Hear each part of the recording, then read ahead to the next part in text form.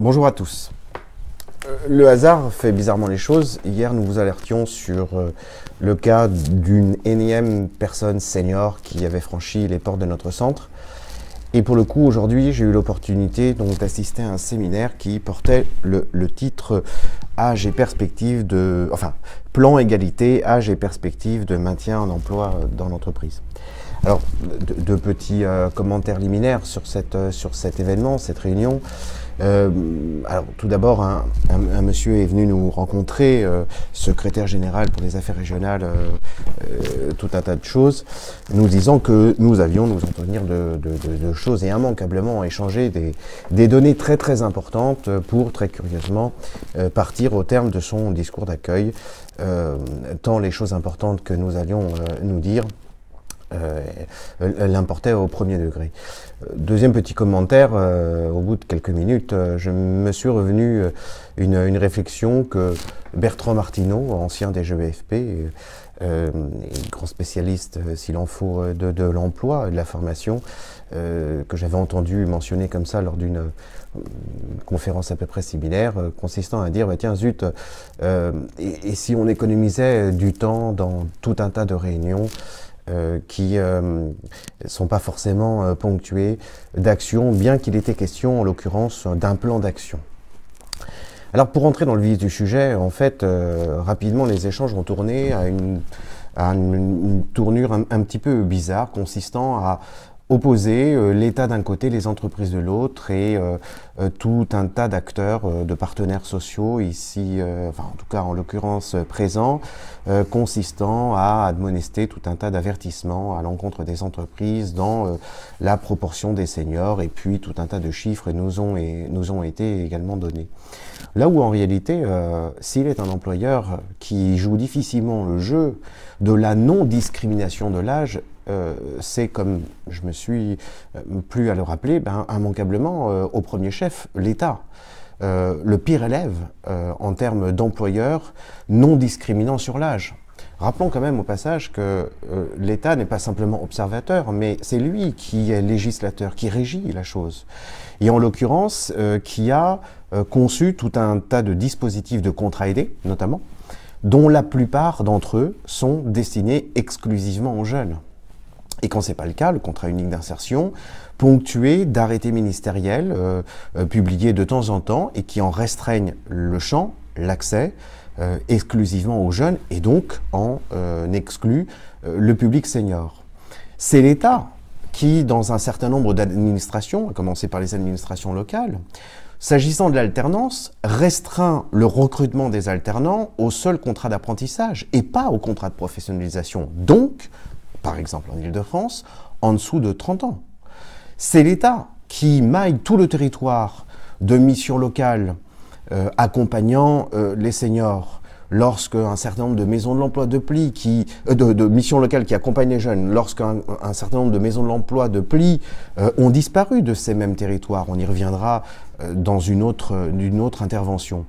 Avec comme résultat, certains départements où, en marge des agences Pôle emploi, comme structure d'accompagnement, ne subsistent que ces mêmes missions locales, etc., etc. C'est encore une fois aussi l'État qui conçoit un contrat aidé qui s'appelle emploi d'avenir, restreint aux seuls moins de 26 ans.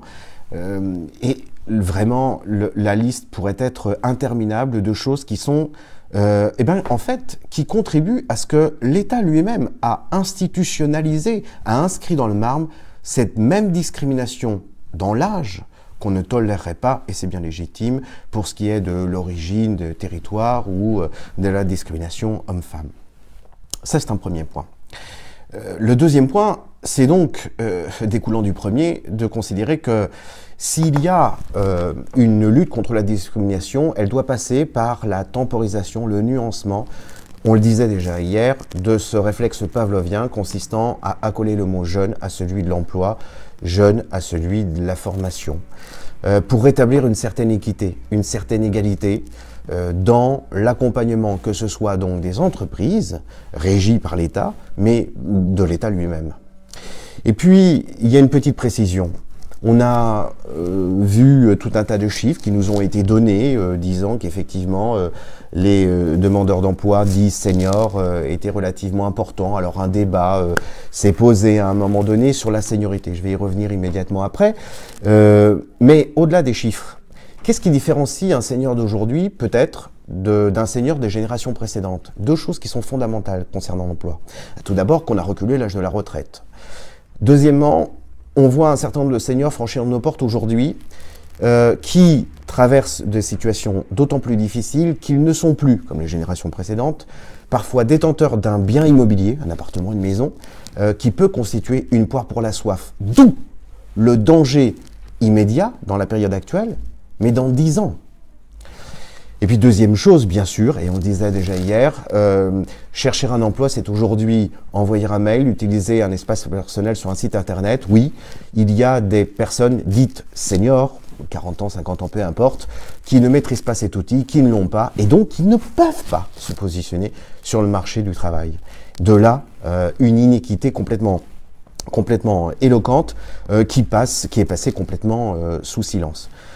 Et puis je reviendrai au point qu'on soulevait déjà hier, en fait, et pour revenir en écho à la discussion qui a eu lieu, parce que le défenseur des droits a été présent, soulignant la difficulté parfois de définir l'âge de la seniorité, ce qu'il a appelé la seniorité, en disant notamment et en se servant de l'exemple des startups où visiblement à partir de 35 ans déjà, on rentre dans la catégorie senior. En fait, c'est une catégorie qui est complètement très difficile et qui dit combien la pertinence de ce que l'on soulignait hier déjà. On doit sortir de ce schéma qui consiste en France à aider quelqu'un suivant son statut. La politique de la ville envisage d'aider quelqu'un suivant son adresse postale. Et à 2 rues près, une personne peut passer à côté. Il ne s'agit pas d'opposer demain, comme ça n'est pas prévu d'ailleurs, un plan senior comme il y a eu des plans jeunesse à foison. Non. Il s'agit simplement, encore une fois, et j'insiste, et en tout cas c'est sur ce combat que nous on milite, de concevoir un accompagnement sur l'emploi exactement comme il se pratique en termes de santé, quand dans un hôpital, on accueille quelqu'un suivant la gravité de sa maladie et pas suivant son adresse, son âge, son poids, sa stature et son adresse postale.